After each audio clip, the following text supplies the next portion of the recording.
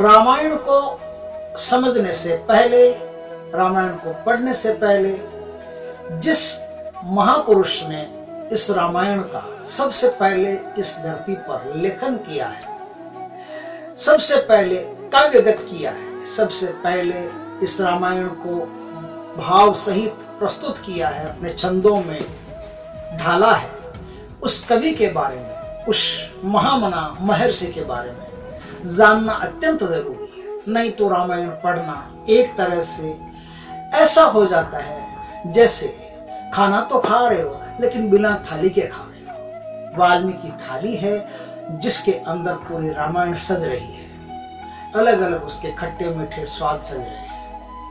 वाल्मीकि रामायण का रचयिता है, भगवान वाल्मीकि रामायण के रचयिता है। लेकिन एक सवाल यह है कि वाल्मीकि ही क्यों? बहुत सारे संत, महात्मा, ऋषि, महर्षि, तेजस्वी, देदीप्यमान, ज्ञानी, विद्वान, वेदों में पारंगत, ऐसे ऐसे धरती पर भरे पड़े थे उस समय। एक दौर ऐसा ही था जब सब आदमी ऐसे हो रहे थे धीरे धीरे। ऐसी परिस्थिति में प्रकृति ने, परमात्मा ने, ब्रह्मा ने, नारद ने वाल्मीकि का ही चुनाव क्यों किया रामायण लिखने के लिए? अगर डाकू से कोई संत बनता है, और हम मानते हैं कि डाकू से संत बनता है तो वो शायद अच्छा लिख सकता होगा, तो डाकुओं की भी कमी नहीं थी, बहुत सारे डाकू थे। शूद्रता से भी धरती भरी पड़ी थी और ब्राह्मणत्व से भी धरती भरी पड़ी थी, आज भी भरी पड़ी है। लेकिन रामायण लिखने का जो मुख्य आदेश मिला है सबसे पहले इस धरती पर, वो भगवान वाल्मीकि को ही मिला है। बहुत ही उत्तम और ऐसा अद्भुत कारण है उसके पीछे, हम बात करेंगे उस कारण के बारे में। लेकिन उससे पहले हम वाल्मीकि जी पर चर्चा करते हैं, क्योंकि एक मार्ग है जिस पर दो लोगों की रवानगी हुई है, दो लोगों ने प्रस्थान किया है एक ही मार्ग पर, और दोनों लोग उसी मंजिल पर पहुंचे, लेकिन मार्ग, दोनों का मार्ग थोड़ा अलग अलग हो गया। एक आदमी उस मार्ग पे जाके भी, प्राप्त करके भी, कोई ग्रंथ इस धरती को नहीं दे पाया, कोई मार्ग इस धरती को नहीं दे पाया। बस उसकी बातें हैं जो कई सालों बाद कलमबद्ध हुई है, और वो भी लोगों ने की, उन्होंने खुद ने नहीं की। लेकिन भगवान वाल्मीकि है, उन्होंने खुद कलमबद्ध करके लोगों के उद्धार के लिए एक वैज्ञानिक, एक आध्यात्मिक, एक मनोवैज्ञानिक, एक तत्व ज्ञान से भरा हुआ चरित्र आपके सामने रखा है। इस चरित्र में शुरू से लेकर के अंत तक इतना दिव्य ज्ञान, तत्व ज्ञान, विज्ञान, आध्यात्म, बहुत सारी चीजें ऐसी भरी पड़ी है जो मनुष्य मात्र को युगों युगों तक उद्धार करती रहेगी, मनुष्य मात्र का कल्याण करती रहेगी। जो भी इसे पढ़ेगा, आनंद लेगा, इसमें डूबेगा, परमात्मा की कृपा उस पर रहेगी। तो ऐसे ऐसे दिव्य रत्न इसमें छुपे पड़े हैं जिनकी कोई सीमा नहीं। तत्व ज्ञान से परिपूर्ण ये ग्रंथ भगवान वाल्मीकि ने लिखा। लेकिन भगवान वाल्मीकि लिखने के लिए, भगवान वाल्मीकि सबसे पहले तैयार हो रहे हैं। किस तरह से तैयार हो रहे हैं, प्रकृति उन्हें कैसे तैयार कर रही है, यह भी जानना जरूरी है। वाल्मीकि का अर्थ होता है छेद, बिल, जिसमें से चींटियां वगैरह निकलती है जंगल में, उसे वाल्मीकि कहते हैं। लेकिन यह वो वाल्मीकि का अर्थ नहीं है। वाल्मीकि का अर्थ होता है जो अपने भीतर बिल बना ले। बिल का अर्थ है शून्य पैदा कर ले, अपने भीतर शून्य पैदा कर ले और शून्य में उसके परमात्मा प्रकट हो जाए, वो व्यक्ति वाल्मीकि है। वाल्मीकि जो वलम वगैरह है, भाला जो छेद करता है, वो भी वाल्मीकि से ही बना है, वल्क से ही बना है। इसका अर्थ वलय से होता है, छेद से होता है, खाली स्थान से होता है। जो अपने चित्त में अपनी तपस्या के द्वारा खाली स्थान बना लेता है, शून्य रिक्तता पैदा कर लेता है, वैक्यूम पैदा कर लेता है, वो आदमी वाल्मीकि हो जाता है। कथा में तो ऐसा है कि वाल्मीकि तपस्या कर रहे हैं, उनके शरीर में ये जो दिमक होती है, ये दिमक घुस गई, और जब वाल्मीकि उठे तो दिमक वापस निकली, तो छेद उनके शरीर में थे। ऐसा कुछ छेद नहीं था। ये तो अर्थ है कि उन्होंने अपने भीतर ऐसा वैक्यूम पैदा कर लिया, इसलिए उनका नाम वाल्मीकि पड़ गया। लेकिन कहानी क्या है, क्यों वाल्मीकि का चुनाव किया गया, और कौन से ऐसे महापुरुष हैं जिनकी यात्रा भी इनकी तरह थी? वो महापुरुष है भगवान बुद्ध। भगवान बुद्ध भी उसी मंजिल पर गए जिस मंजिल पर भगवान वाल्मीकि गए। लेकिन बुद्ध की यात्रा राजभवन से शुरू होती है। बुद्ध की यात्रा राजभवन से शुरू होती है और वन में खत्म होती है। वाल्मीकि की यात्रा वन में ही सघन होती है। बुद्ध की यात्रा समृद्धि का अवसाद है, तो वाल्मीकि की यात्रा एक त्रासदी का विषाद है। वाल्मीकि और बुद्ध की यात्रा अवसाद का प्रसाद है, तो वाल्मीकि की यात्रा विषाद की पुकार है। बुद्ध अपने जीवन में अवसादग्रस्त होकर परमात्मा की तलाश कर रहे हैं और वाल्मीकि अपने जीवन में विषादग्रस्त होकर परमात्मा की प्यास कर रहे हैं। एक के भीतर प्यास पलाश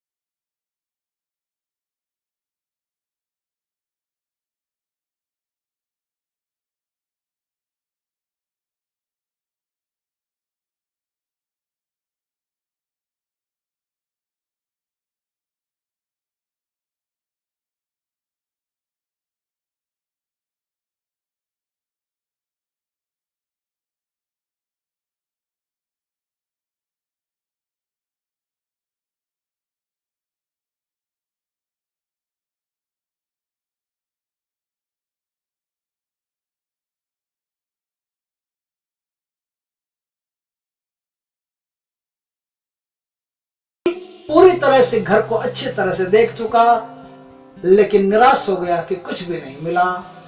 झोपड़ा जो था वो ऊपर से थोड़ा कटा फटा था। कटा फटा का मतलब है उसमें पूरे तरह से फूस वगैरह दिए हुए नहीं थे, हट गए थे कुछ समय के प्रभाव से, आंधियों के जोर से। रात में अगर बिजली चमकती तो वो बिजली झोपड़े के फर्श पर आकर के चमक जाती, वहां तक के दृश्य दिखा देती। इस तरह से कुछ कुछ छेद उस उनकी जो छत थी उस छत में था।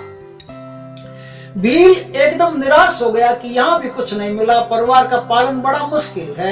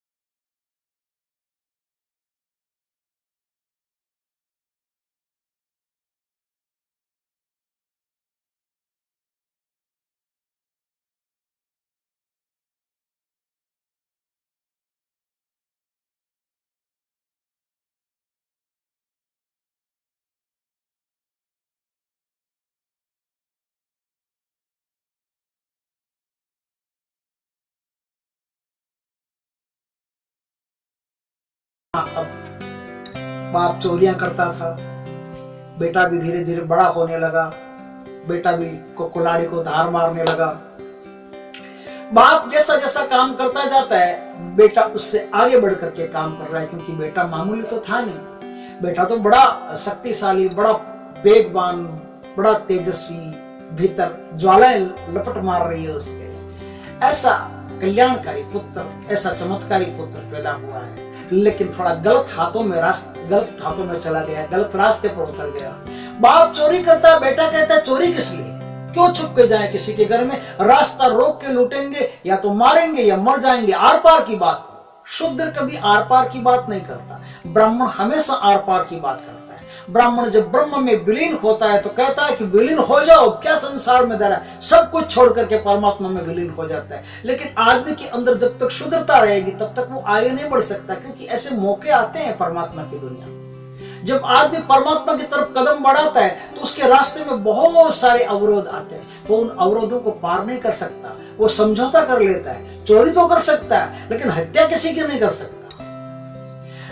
शुद्र भावनाएं हत्या तो कर सकती है लेकिन परमात्मा की दुनिया में प्रवेश नहीं कर सकती।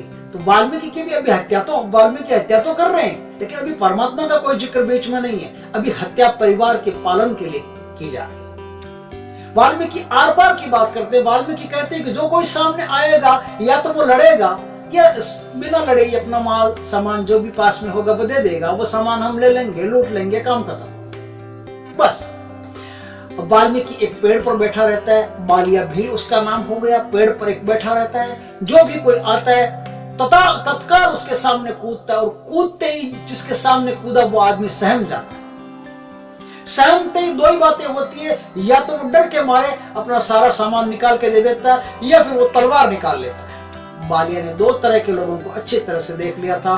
तो तलवार निकाल लेता है लड़ाई करने के लिए, उससे बालिया युद्ध करता है, उसे मार देता है और मार करके कुएं में डाल देता है और उसका सारा सामान लेकर के घर चला जाता है। ये बालिया का रोज का रूटीन बन गया। जो डर जाता है वो सामान देकर के जिंदा चला जाता है। मारता किसी को नहीं, मारता तभी है जब उससे कोई लड़ाई करने के लिए तैयार हो। पाप का घड़ा आखिर कभी तो भरता है। कुआं भी मनुष्यों की लाशों से भर गया। अब प्रकृति को सही समय मिल गया था बालिया की ऊर्जा को रूपांतरित करने का। परमात्मा ने नारद को इस धरती पर बालिया की ऊर्जा को रूपांतरित करने के लिए भेजा। नारद दूर से अपनी वीणा पर हरि कीर्तन करते हुए आ रहे हैं। श्री कृष्ण गोविंद हरे मुरारे, हे नाथ नारायण वासुदेवा। श्री कृष्ण गोविंद हरे मुरारे, हे नाथ नारायण वासुदेवा। ये कृष्ण उस जमाने में नहीं थे, विष्णु का नाम ले रहे थे। कृष्ण होना नहीं होना उस जमाने में कोई मायना नहीं रखता है वाल्मीकि के लिए और या नारद जी के लिए, क्योंकि नारद जी के लिए इसलिए मायने नहीं रखता कि नारद जी के लिए तीनों काल बराबर है। उनके लिए भूत भविष्य कुछ नहीं था। अगर मैं कहूं कि श्री कृष्ण गोविंद हरे मुरारे कह रहे थे तो श्री कृष्ण हो सकता है, ओम नमो भगवते वासुदेवाय कह रहे थे तो ओम नमो भगवते वासुदेवाय भी हो सकता है। उनके लिए कुछ भी हो सकता है। भविष्य में आने वाले का नाम भी ले सकते हैं और जो भूत में घटित हो गया उसका नाम भी ले सकते हैं। उनके लिए न भूत है न भविष्य है, उनके लिए तो सब काल समान है और बराबर दृष्टि से सारे कालों को देख सकते हैं। आप समझ गए होंगे बात को। नारद दूर से उस रास्ते पर बड़ी मस्ती में एकदम मलमस्त होते गाते बजाते वीणा पर आ रहे हैं। बालिया ने देखा कि कोई आदमी, शायद इसको सूचना नहीं मिली है मेरे बारे में, जैसे अंगुलीमाल सोच रहा था कि ये कोई भिक्षु आ रहा है इधर, बुद्ध, शायद इसको मेरे बारे में सूचना नहीं मिली है।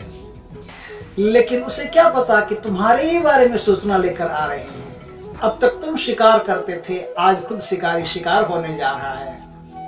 अंगुलीमाल जिस तरह से बुद्ध के सामने आ गया, बालिया ऊपर से कूदा पेड़ से, लेकिन इस बार पेड़ से कूदा तो बालिया सहमा। बालिया इसलिए सहमा क्योंकि बालिया आज से पहले जिनके सामने कूदता था वो खुद सहम जाते थे, या तो तलवारें निकाल लेते या फिर मालदार रख देते। लेकिन पहली बार बालिया को ऐसा आदमी मिला जो खुद तो रत्ती भर नहीं सहमा, और सहमा छोड़ो, उसके चेहरे पर जो थिरकती मुस्कान है उसमें भी एक केस भर का फर्क नहीं आया। वो मुस्कान बराबर चमकती रही उसके होठों पर नारद की। भगवान नारद वाल्मीकि के सामने थे, बालिया के सामने। बालिया ने कहा रुको, नारद ने कहा मैं तो रुक गया, तू कब रुकेगा? मैं तो कब का रुक चुका बालिया, तू कब रुकेगा? मैं तो रुक चुका, अपने रुकने की बात कर। उसने कहा क्या मतलब, मैं तो रुका हुआ हूं, मेरे पास तो ये हथियार है, या तो तुम्हारे पास जो सामान है वो रख दो या मैं तुम्हें मार दूंगा। नारद ने कहा कि मेरे पास जो सामान है वो तो मैं रखने के लिए आया, तू क्या समझता है तू मुझे लूट लेगा? मैं तो खुद लूटने आया हूं भाई। मैं तो ऐसे कैंडिडेट के तलाश में हूं, ऐसे व्यक्ति के तलाश में जो मुझे लूट ले, क्योंकि मेरे पास जो सामान है ना वो लूटने से बढ़ता है, घटता नहीं है।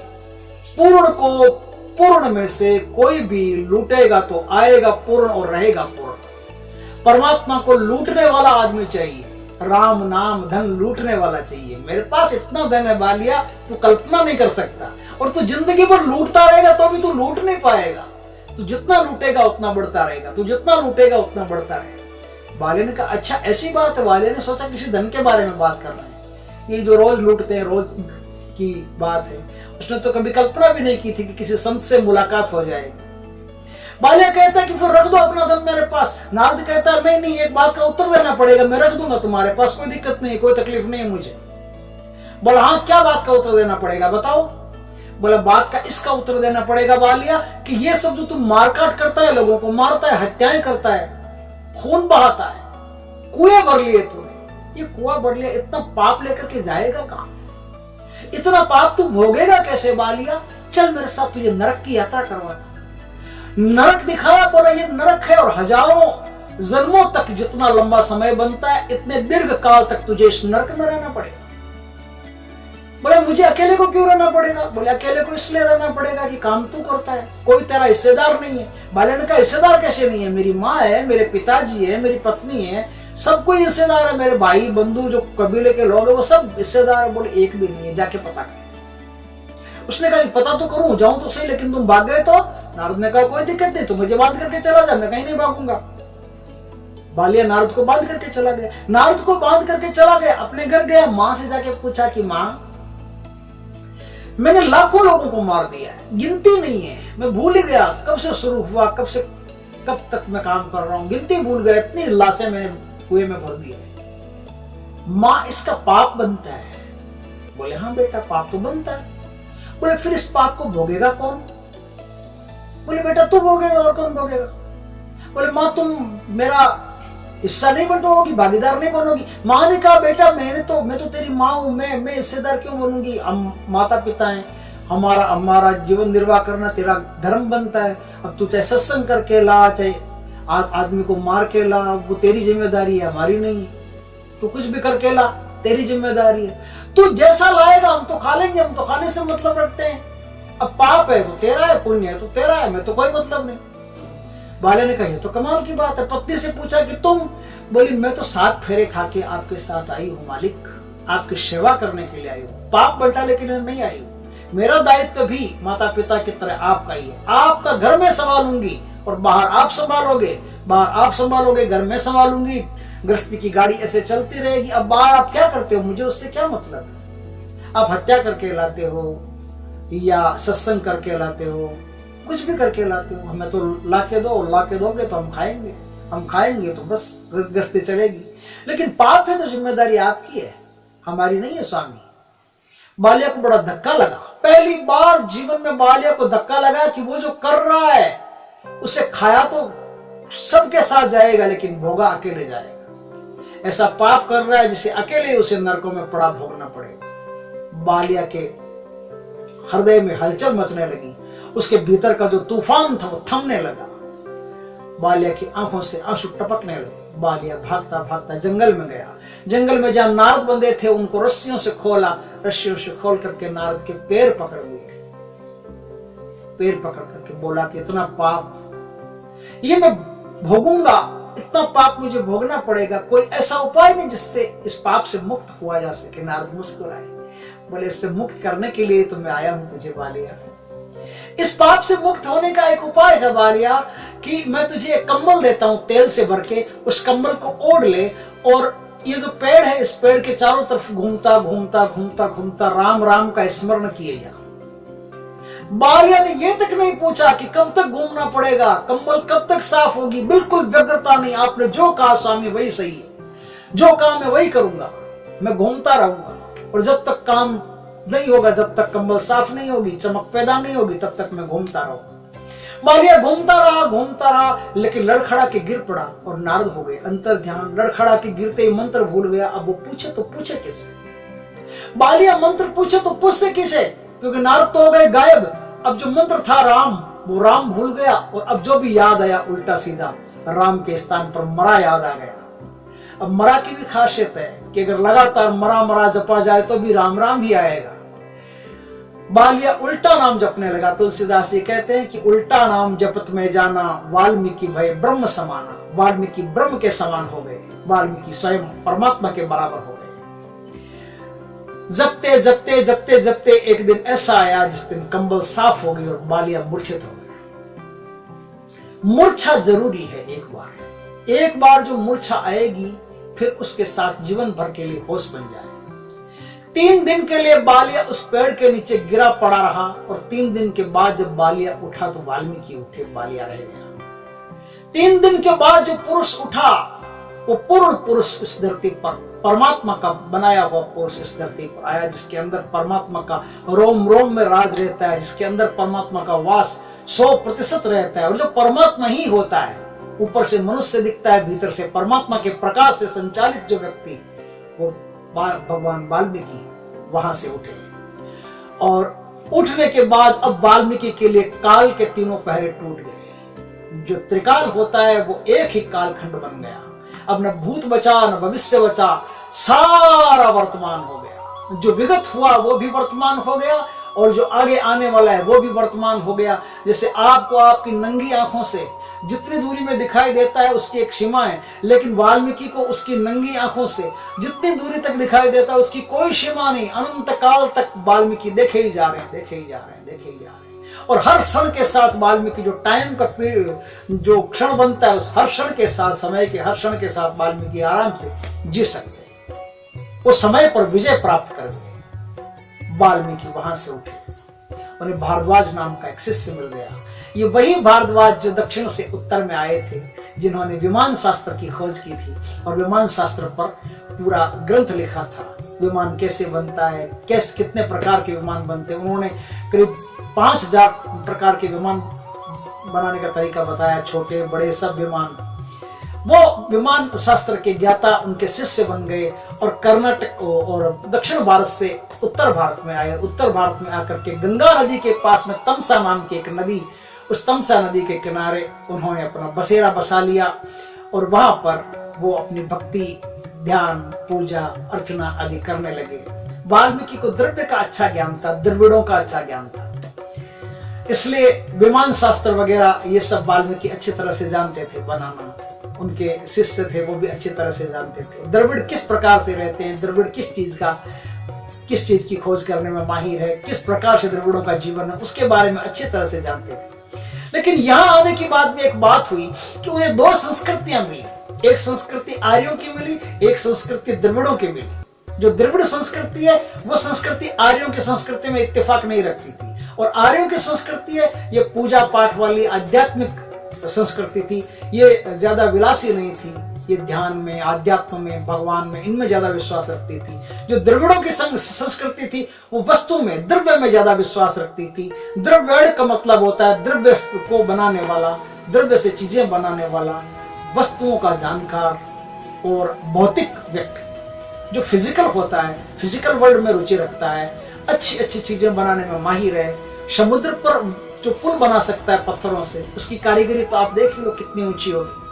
तो दक्षिण भारत के जो द्रविड़ थे वो 1 नंबर के ज्ञाता, कुशल कारीगर और चीजें बनाने में 1 नंबर माहिर और भौतिक विलासी व्यक्ति थे। और उत्तर भारत के लोग आध्यात्मिक व्यक्ति थे, धन में ज्यादा विश्वास नहीं करते थे और संयम के साथ जीवन जीना चाहते थे। वाल्मीकि के सामने 2 संस्कृतियां थी। वाल्मीकि सोचते थे कि दोनों संस्कृतियां मिले कैसे, क्योंकि दोनों संस्कृतियां अधूरी है। जीवन जीने के लिए वस्तु का भी होना जरूरी है, जीवन जीने के लिए विलासिता का भी होना जरूरी है, जीवन जीने के लिए भोग का होना भी जरूरी है, जीवन जीने के लिए आप किस प्रकार से इस अपने आसपास सुंदर संसार पैदा कर सकते हो, ये भी जरूरी है। लेकिन ये जरूरी है, लेकिन ये आर्यों के पास नहीं है। और जीवन जीने के लिए परमात्मा का स्मरण भी जरूरी है। जीवन जीने के लिए मन की जो सारी गतियां उसको समझना जरूरी है। जीवन जीने के लिए साइकोलॉजी से ऊपर जो बौद्धिक वर्ल्ड है उसको, फिर प्रज्ञा के वर्ल्ड है उसको, इन सारी दुनिया को तरबतर समझना जरूरी है। क्योंकि इन सब को समझेगा तो एक समग्र जीवन होगा, नहीं तो आध्यात्मिक व्यक्ति का भी जीवन अधूरा है और भौतिक व्यक्ति का भी जीवन अधूरा है। आज अमेरिका का जीवन भी अधूरा है और भारत का जीवन भी अधूरा है। इसका अर्थ है कि अमेरिका धर्म की तरफ लालायित हो रहा है और भारत भोग की तरफ लालायित हो रहा है। दोनों एक दूसरे की तरफ खिंचाव पैदा कर रहे हैं, लेकिन खिंचाव के साथ ऐसा हो रहा है कि अमेरिका विलासिता भूल करके धर्म की तरफ आ रहा है और भारत अपना अध्यात्म भूल करके भोग की तरफ जा रहा है। लेकिन वाल्मीकि ऐसा नहीं चाहते थे। वाल्मीकि ऐसा चाहते थे कि दोनों संस्कृतियां मिले और मिलकर के एक हो जाए, मिलकर के एक इस प्रकार से हो जाए कि भोग में योग और योग में भोग, ये दोनों इस संस्कृति को मिले। तब एक नई संस्कृति का जन्म होगा और वो परिपूर्ण संस्कृति होगी, जिसके पास खर्चने खाने के लिए धन भी पर्याप्त होगा, सुंदर वस्तुएं होगी, विलासी जीवन होगा, उसके पास उच्च स्तर का जीवन होगा, सब भौतिक संसाधन होंगे और भीतर से वीतरागी होगा, भीतर से आध्यात्मिक होगा। इस प्रकार का जीवन होना चाहिए। तो इस प्रकार के जीवन के लिए एक कथा का निर्माण होना जरूरी है, जो द्रविड़ संस्कृति और आर्य संस्कृति दोनों के लिए ही परमादरणीय हो सके। लेकिन ये वाल्मीकि ही क्यों? वाल्मीकि इसलिए इस कथा के निर्माता बने हैं कि भगवान की कथा लिखने के लिए जीवन में पहले प्रचुर मात्रा में व्यथा होनी जरूरी है, क्योंकि व्यथा ही कथा बनती है। जिस व्यक्ति के जीवन में व्यथा नहीं है उस व्यक्ति के जीवन में कथा नहीं। ज्ञान तो हो सकता है, भगवान बुद्ध की तरह ज्ञान तो हो सकता है। बुद्ध के जीवन में व्यथा थोड़ी है, बुद्ध के जीवन में तो तलाश है, तो जिसकी तलाश है वो मिल गया, काम खत्म। लेकिन इसके जीवन में तो प्यास है, और जिसके जीवन में प्यास है वो खुद तो तृप्त होगा ही और संसार को भी तृप्त करेगा। गीता ने दो मार्ग दिए, एक निवृत्ति मार्ग, एक प्रवृत्ति मार्ग। विद्वानों ने इसके अलग अलग अर्थ किए हैं। उन्होंने कहा कि प्रवृत्ति मार्ग तो वो होता है जो संसार के अंदर ही अपनी प्रवृत्ति रखता है, उसको प्रवृत्ति मार्ग कहते हैं, और निवृत्ति मार्ग वो होता है जो परम कल्याण का मार्ग है। लेकिन मैं इसकी व्याख्या अलग करता हूं, मुझे ये समझ में नहीं आया। मुझे ये समझ में इसलिए नहीं आया कि निवृत्ति और प्रवृत्ति दोनों परमात्मा कहते हैं, उसका अर्थ कुछ और है। उसका अर्थ यह है कि एक मार्ग होता है निवृत्ति मार्ग। निवृत्ति मार्ग का अर्थ है कि परमात्मा को पा लिया, मुझे इस संसार में और कुछ नहीं चाहिए, मैं तो बैठ गया, जब तक इस संसार में सांसें चलती रहेगी मैं परमात्मा को याद करता रहूंगा, बस मेरा और कोई काम नहीं। लेकिन प्रवृत्ति मार्ग ये कहता है कि परमात्मा मुझे तो मिल गई, है अच्छी बात, ये परम सौभाग्य की बात है, अहोभाव परमात्मा का कि आपके दर्शन मुझे हुए, लेकिन मैं अकेला नहीं रहूंगा। मैं अब जो दर्शन मेरे को हुए हैं उन दर्शनों का प्रसाद मैं घर घर, गांव गांव, गली गली, मोहल्ले मोहल्ले जाकर के बांटूंगा, और मैं परिव्राजक बन जाऊंगा, गुमक्कड़ बन जाऊंगा। मैं जगह जगह जाकर के अपना जो आनंद मैंने प्राप्त किया, जो समाधि मैंने प्राप्त की, उससे संबोधि के माध्यम से मैं जगह जगह जाकर के उसका प्रचार करूंगा। मैं इसे प्रवृत्ति मार्ग कहता हूं। दो मार्ग हैं परमात्मा के, प्रवृत्ति मार्ग और निवृत्ति मार्ग। बुद्ध निवृत्ति मार्ग के मालिक, बुद्ध ने प्राप्त कर लिया, अब बुद्ध घूम भी रहे हैं, प्रचार भी कर रहे हैं, लेकिन बुद्ध ने इस संसार को कोई शास्त्र नहीं दिया है। बुद्ध ने संसार को कोई कर्म नहीं दिया अन्यत्र। जैसे कृष्ण कहते हैं कि कर्मण्येवाधिकारस्ते, तुम कर्म को ही सब कुछ मानो और कर्म करते हुए अकर्ता बनो। बुद्ध कर्म करते हुए अकर्ता बनने की बात नहीं कर रहे। बुद्ध की जो धारणा है, पूरी जो मीमांसा है, पूरी जो अवधारणा है, वो पूरी अवधारणा ज्ञान योग इन्हीं पर टिकी हुई है। बाहर की दुनिया में बुद्ध के कोई लेना देना नहीं है। बाहर की दुनिया में आओ और भिक्षु बन जाओ, काम खत्म। लेकिन अर्जुन को कृष्ण भिक्षु नहीं बनाते, अर्जुन को कृष्ण योद्धा बनाते हैं और कहते हैं कि योद्धा बनकर के योद्धा में से निकल जा, योद्धा बनकर के योद्धा में से निकल जा, और तू मानता जा कि जो किया है सब कृष्ण ने किया है और जो निमित्त हूं मैं हूं। इस प्रकार से तू कर्म योग को प्राप्त हो। जो कर्म योग है ना, ये कर्म योग संसार में रहते हुए संसार के कर्मों को सुंदरतम ढंग से करते हुए और आप परमात्मा को उपलब्ध हो जाओ। यही सोच वाल्मीकि की थी कि वो दोनों संस्कृतियों को मिला दे और कर्म योग इस धरती पर पैदा करे। और यही सोच कृष्ण की थी। भगवान कृष्ण भी इस धरती पर कर्म योग पैदा करना चाहते हैं। बुद्ध ने ज्ञान योग पैदा किया, अच्छी बात है, ध्यान योग पैदा किया, अच्छी बात है, लेकिन कर्मयोग बुद्ध के पास नहीं। बुद्ध के पास जो गया भिक्षु बन गया, लेकिन वाल्मीकि के पास जो गया वो कर्म प्रधान व्यक्ति बन गया। क्योंकि मैं बता रहा हूं, वाल्मीकि के पास 2 बच्चे गए और ऐसे धनुर्धर बने, इस संसार में कर्मों को इतना सुंदर ढंग से करने की कोशिश की, इतना सुंदर लावण्य उनमें आ गया, इतनी परिपूर्णता उनमें आ गई संसार के कर्मों को करने के लिए कि राम की चतुरंगिनी सेना को धूल चटा दी। इससे प्यारा कर्म और क्या हो सकता है कि भगवान राम की चतुरंगिनी सेना को धूल चटा दी। हनुमान जैसे महाविशाल काय ऐसा तो योद्धा होना ही मुश्किल है, उनको बांध लिया। उनको कहा कि नहीं, आपके हम हाथ खोलते हैं, क्योंकि आप जैसा ईमानदार, आप जैसा प्रिय, आप जैसा सदाचारी, आप जैसा सत्य बोलने वाला ऐसा आदमी मिलना मुश्किल है। हमने बांध तो लिया आपको, लेकिन अब हम खोल रहे हैं, इस बेस पर खोल रहे हैं कि आप हमसे युद्ध नहीं करोगे। आपको हमने बांध लिया, आप हमारे बंदी हो, लेकिन आपके बंदे हुए हाथ में अच्छे नहीं लग रहे। तो कर्मों के साथ साथ देखो ज्ञान भी कितना उत्तम है छोटे छोटे बालकों। ऐसे कर्म करने वाले बालक महर्षि वाल्मीकि के पास पैदा हो गए। ऐसे लोगों का जत्था, ऐसे लोगों का समूह, ऐसे लोगों का ज्ञान वाल्मीकि बांट रहे हैं। वाल्मीकि भी इस धरती पर कर्मयोग पैदा कर रहे हैं। तो वाल्मीकि इसलिए कि एक ऐसी लपट चाहिए जो पहले व्यथा में डूबी हो, पहले दुखों में डूबी हो, पहले क्रोध में डूबी हो, अराजकता और अव्यवस्था में डूबी हो, पूर्णतया अराजक और अव्यवस्थित जो लपट हो गई हो, उस लपट को ही पूर्णतया राजक और पूर्णतया परमात्मा में डूबा हुआ बनाया जा सकता है। अगर कोई आदमी संयमित जीवन जीता है, लगातार मंदिर जाता है, लगातार पूजा करता है, लगातार आराधना करता है, उसके अंदर भगवान भी संयमित होता है। धीरे धीरे फलने वाला भगवान होता है। वो भगवान को भी एक रोजमर्रा के काम की तरह लेने लगता है। जैसे ऑफिस जाएगा वैसे ही मंदिर जाएगा, जैसे खाना खाएगा वैसे ही प्रसाद खाएगा, जैसे माँ बाप के चरण छुएगा वैसे ही भगवान के चरण छुएगा। तो भगवान को वो अन्यत्र देख नहीं पाता, भगवान को वो अलग से, भगवान के वो डिपेंड नहीं हो सकता। वो तो टारगेट भगवान को इसलिए नहीं कर सकता क्योंकि भगवान को उसने समूह में ले लिया है, संयम में ले लिया, सब काम करते जा रहा है, भगवान को भी बसते जा रहा है। तो भगवान उसके लिए कॉमन चीज बन गई है। लेकिन वाल्मीकि जैसे आदमी के लिए भगवान कॉमन चीज नहीं बन सकती। अब वाल्मीकि के लिए तो संसार में एक ही चीज बची है, वो है भगवान, परमात्मा, ईश्वर। ईश्वर के अलावा अब वाल्मीकि के जीवन में और कुछ बचा ही नहीं। लेकिन एक जो संयम से भक्ति करता है उसके पीछे तो बहुत सारा संसार भरा पड़ा है। वो धीरे धीरे करके कदम कदम बढ़ा रहा है, फूंक फूंक के कदम रख रहा है। वाल्मीकि तो अंगारों पर चल रहा है, वहां कहां कदम फूंकना, वहां जहां पैर रखे अंगारा आएगा, जहां पैर रखे अंगारा आएगा। इतनी अराजकता उसकी दुनिया में। तो ऐसी अराजकता ही परमात्मा की तरफ जब मुड़े तो महान भक्ति, महान ज्ञान, महान वैराग्य बन सकती है। ऐसी अराजकता ही परमात्मा के लिए परमात्मा का ग्रंथ इस धरती पर उतार सकती है, जो लाखों करोड़ों अरबों खरबों लोगों का उद्धार कर सकती है। अब आप कहोगे कि डाकू तो और भी बहुत थे। फिर नहीं, डाकू और भी बहुत होने से कुछ नहीं होता। प्रचेता का पुत्र नहीं था। प्रचेता का पुत्र होने का अर्थ क्या है?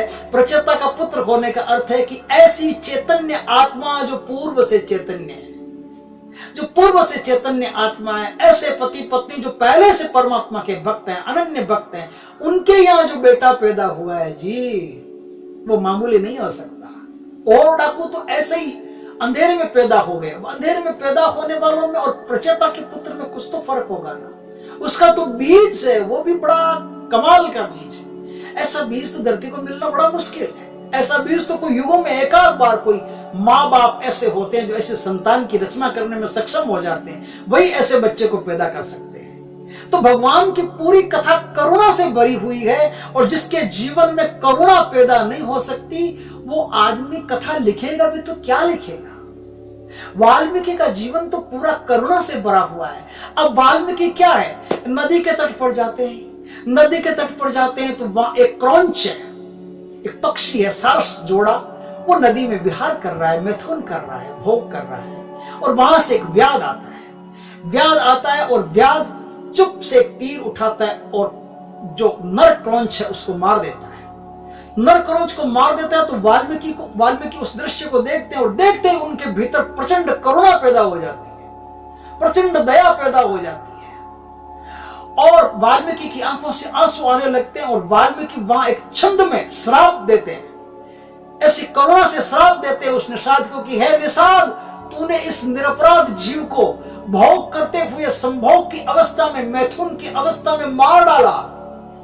अरे दुष्ट, तू जीवन भर कभी शांति प्राप्त नहीं कर सकेगा, जा तू जन्म भर के लिए अशांत हो जा। और ये शब्द जो उन्होंने ना छंद में कह दिए, कवित्व में कह दिए। वाल्मीकि खुद जिन्होंने लाखों लोगों को मार करके कुआं भर दिया, उसके अंदर इतनी करुणा कि एक पक्षी मर गया तो श्राप दे दिया, एक पक्षी मर गया तो वाल्मीकि श्राप दे दिया। अब वाल्मीकि श्राप दे सकता है क्योंकि आपके सामने अगर कोई पक्षी ऐसे मार दे तो आप ऐसा श्राप प्राप्त नहीं दे सकते। कई बार तो ऐसा होता है कि आप मार दिया तो मार दिया, बुरा आदमी है, गंदा आदमी समझ करके छोड़ करके निकल जाओगे, लेकिन वाल्मीकि जैसी जो शक्ति है उसका प्रयोग आप नहीं कर सकते। इसलिए नहीं कर सकते क्योंकि आपके अंदर वाल्मीकि की करुणा व्यथा से पैदा नहीं हुई है। वाल्मीकि की करुणा बहुत युगों की तपस्या से पैदा हुई, बहुत मेहनत की है वाल्मीकि ने, हजारों लोगों का खून बहाया, फिर हजारों लोगों के खून का पश्चाताप इकट्ठा हुआ है, फिर उस पश्चाताप से तपस्या इकट्ठी हुई है, फिर उस तपस्या से करुणा इकट्ठी हुई है। वो करुणा मामूली करुणा नहीं हो सकती। इसलिए इतनी करुणा से जो आदमी भगवान की कथा लिखेगा वही कथा लिख सकता है, दूसरा कोई कथा नहीं लिख सकता। दूसरा तो कहानियां लिख सकता है, कहानियां और कथा में फर्क होता है। कथा का तो अर्थ है कि जो परमात्मा अकथनीय है उसे कथा में कहा जा रहा है। यह बड़ी गंभीर बात है। कथा का अर्थ है कि अकथनीय परमात्मा को कथा में कहा जा रहा है। इसलिए वाल्मीकि उस कथा के उत्तराधिकारी बने, उस कथा के निमित्त बने, उस कथा के महत्वपूर्ण भाग बने, उस कथा के रचयिता बने। तो यहां से शुरू होती है भगवान वाल्मीकि की कथा, जो ब्रह्मा, नारद, देवता लोग इनसे मिलने आते थे। इनके गुरु थे नारद। नारद का अर्थ होता है जिसने योनि को दमन कर दिया है। योनि अर्थात जन्म को, जो जन्म मरण के बंधन से मुक्त हो गया। योनि को दमन करने का अर्थ है कि अब वो किसी योनि में नहीं, अपने विद्युत शरीर में रहेंगे और हमेशा हमेशा के लिए नारद अपने विद्युत शरीर में, भाव शरीर में इस जगत में विचरण करेंगे। योनि में अब वो कभी आने वाले नहीं है, किसी भी योनि में वो समा नहीं सकते और जिस योनि में वो चाहे उसमें प्रकट हो सकते हैं। उनके पास अब यह सुविधा उपलब्ध है। ऐसे आदमी परमात्मा को प्राप्त व्यक्ति होते हैं और ऐसे आदमी भगवान वाल्मीकि के गुरु हैं। यहां से भगवान वाल्मीकि की कथा शुरू होती है और यहां से भगवान वाल्मीकि अब रामायण को आपको देते हैं। एक एक चरण, छोटी छोटी बातें रामायण की हम आपके साथ करते रहेंगे। बने रहिए हमारे साथ इसी वीडियो में, इसी चैनल पर। हम एक से एक बढ़िया से बढ़िया बातें आपके साथ शेयर करेंगे। जो रामायण हम पढ़ेंगे, देखेंगे, उन सब बातों पर तात्विक चर्चा, क्या तत्व है, क्या तत्व ज्ञान देने की कोशिश की परमात्मा से अनुनय विनय करके हम आपके साथ इन सब चीजों को बांटेंगे। वीडियो अच्छा लगे तो इस वीडियो को खूब शेयर करना, ताकि और भी कोई श्रद्धालु अगर जुड़ना चाहे तो हमारे साथ जुड़ सकता है। इस प्रकार हम रोज बातें रामायण से संबंधित करेंगे। जय श्री राम मित्रों, जय भगवान वाल्मीकि।